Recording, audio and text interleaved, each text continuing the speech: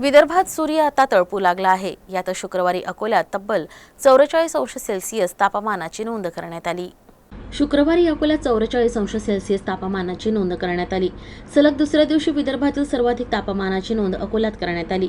April महिन्यात अकोलेकरांनी एकीकडे अवकाळी पाऊस अनुभवला असताना आता कडक उन्हाचे चटकेही त्यांना सहन करावे लागत आहेत।